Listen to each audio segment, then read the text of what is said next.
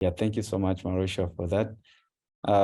My name is Innocent Adrico, and I am a program coordinator at the Internet Society Foundation. We appreciate you for joining our information session 2 for the BOLD program. With me, I have the team of 2 from the BOLD program, and then another colleague from the alumni network. I'll just allow them introduce themselves before we can go into the next step. Yeah. Thank you so much. So over to you, Michael. Thank you, Innocent. Good morning, good afternoon, or good evening, wherever you are. My name is Maiko Nakagaki. I'm the program officer at Internet Society Foundation, overlooking the BOLT program, and we would just want to welcome you and thank you for attending. And over to you, Pasna. Yeah, thanks, Michael. Hello, everyone. Thank you for joining us today. My name is Upasana Hembram. I'm a grant specialist for the BOLD program, and I'm based in Hyderabad, India. I hope you find this session useful.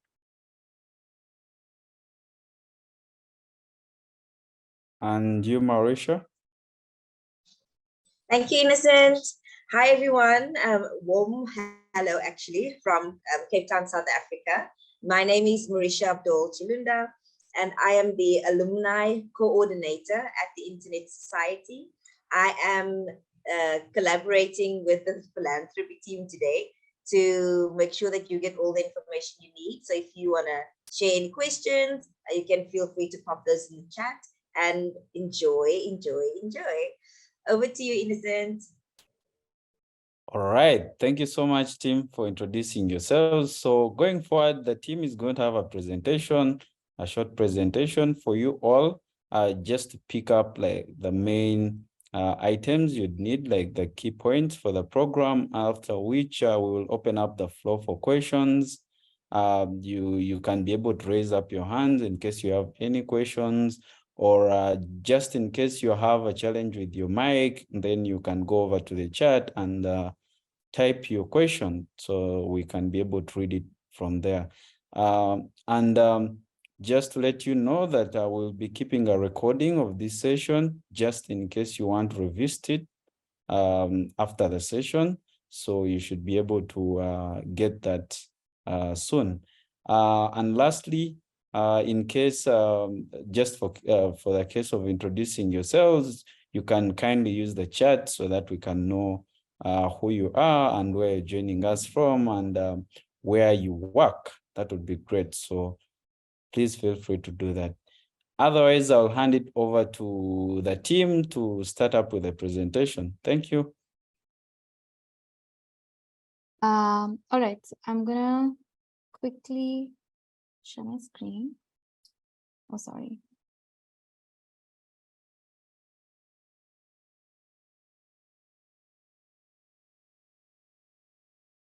I forgot that I didn't share screen. Yeah.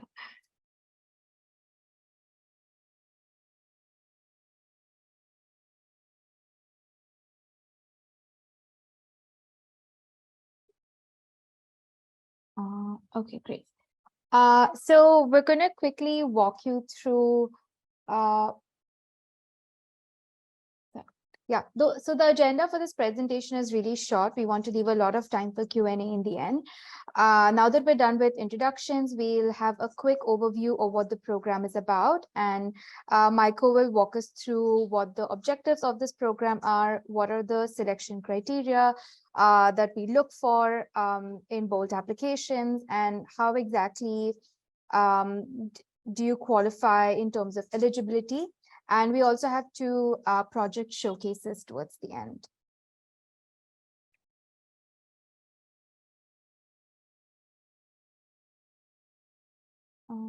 Is it full screen? I'm just trying to make it. Sorry, 1 second. Yeah, much better. Okay, so the vision of Internet Society is that the internet is for everyone. And at the foundation, we try to advance this vision by supporting efforts that work towards ensuring that the internet is open, secure, trustworthy, and globally connected. And the way we do this is by funding initiatives that strengthen the internet, both in terms of its functionality and as well as reach, so that it can effectively serve communities across the globe. Now, about the BOLD program. So this year, the grant award is up to $300,000 US per project. We support projects that are for a duration of up to 12 months, that is 1 year. In terms of eligibility, the organization that's applying for the BOLD program, their mission and their work must be aligned with the Internet Society's mission, which is of building and strengthening an open, secure, globally connected and trustworthy internet. The other eligibility requirement that we have is that the organization needs to be equivalent to a US 501c3 like charitable nonprofit organization. Michael will talk to us more about what this mission alignment means and what does this eligibility criteria means. Over to you, Michael. Thank you, Upasana. So the Internet Society Foundation is a supporting organization of Internet Society, or ISOC, as we like to call ourselves. And because of that, we have certain restrictions in terms of who we can give out grants to. And as Upasana noted, because we are also a charity, we can only give out grants to charitable organizations or public universities that is not benefiting from profits. And in addition to that, the organizations that receive the grants must have mission alignment. So what does that mean?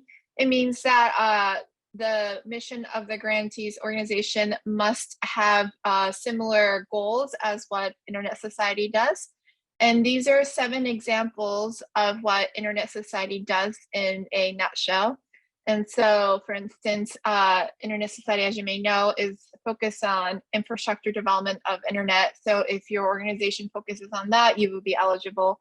If your organization focuses on expanding internet connectivity through community networks, for instance, you would be eligible. So I would encourage you to really assess if your organization has an overlap with these 7 alignments that are listed. And maybe, Upasana, you can also share in the chat the mission alignment on our website. It has a more detailed description of what this means.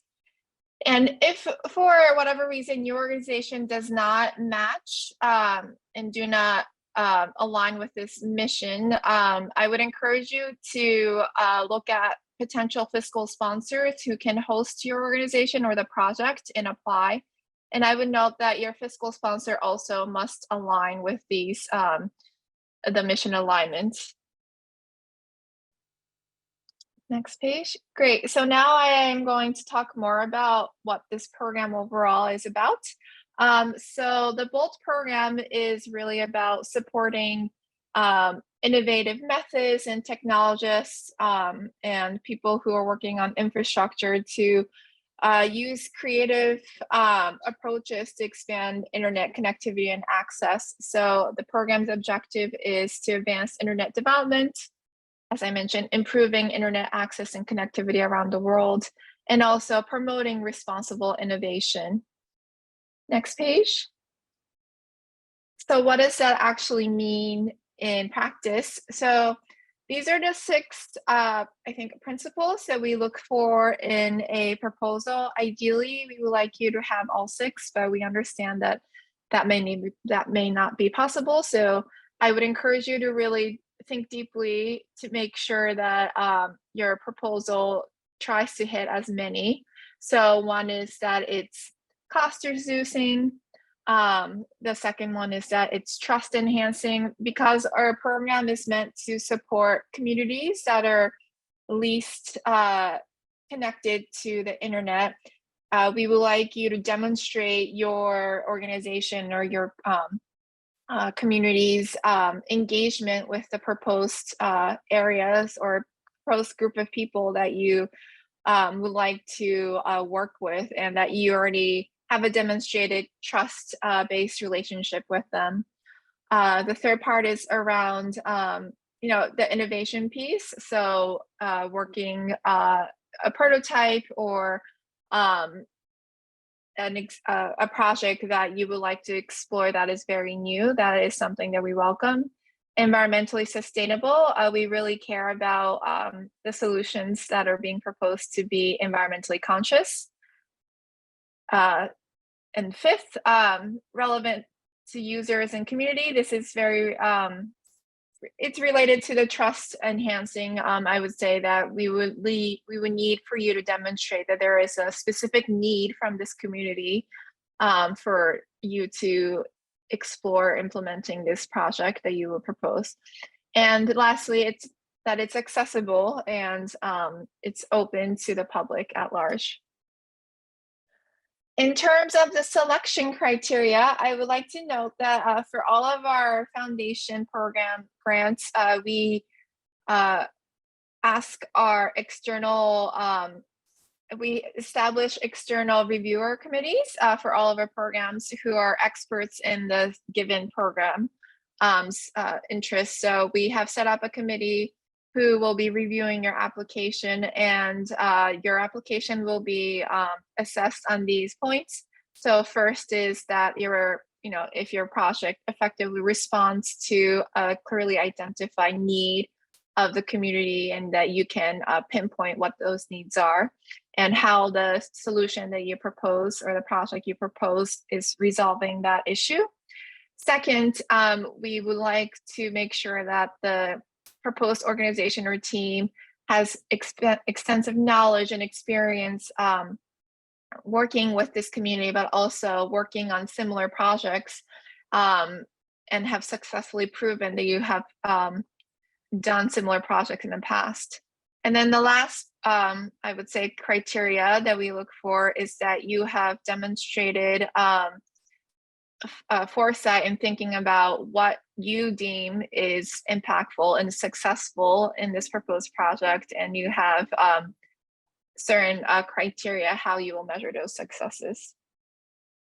So based on that, I would turn back to Upasana to give you some examples of our current grantees to really showcase what this would look like in practice. So back to you, Upasana. Yeah, so we wanted to showcase the work done by two of our grant partners so that you can have a sense of what kind of projects we've supported in the past. So the first one that I want to talk about is the work done by an organization called Digital Empowerment Foundation that worked with tea plantation workers in India. Tea plantations being set up at really high altitudes, particularly northeastern region of India, are very difficult to access geographically, and it's also very difficult to set up infrastructure. So in addition to that, the population that DEF worked with were tribal population of tea farmer community. So in order for them to be able to have access to internet so that they can take advantage of all the information that is out there and leverage the internet for their own social and economic empowerment, DEF set up these community internet libraries, around 50 of them in this particular area.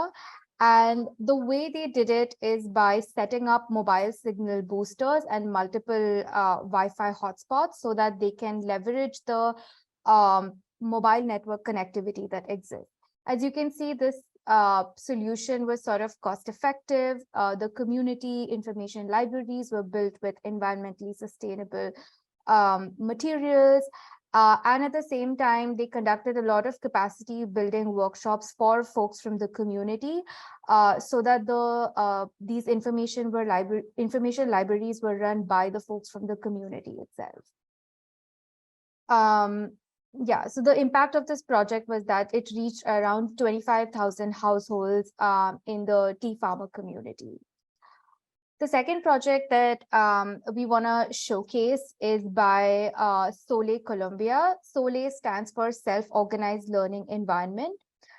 They worked with the Vayu community, which is an indigenous community. The way they ensure that the community is using internet for their own empowerment is by setting up these Sole labs. You can see that this is the physical structure as shown in the slide. So the Sole lab was meant to be a space for the community to come together and collectively learn how to use the internet. And at the same time, collectively understand what are the challenges that they are facing in terms of their community and how they can use the internet to address some of these challenges. This was also built using environmentally sustainable materials, and it was built in a cost-effective manner, while ensuring that a lot of the community was involved in the process of design and learning. A lot of the BOLD grant programs are very different in terms of the solutions that they implement. They're very innovative, but at the same time, they're also very much alike in terms of adhering to the BOLD principles. Yeah, so that's all we had for this presentation. The applications are open until August 18th, and we're happy to take questions.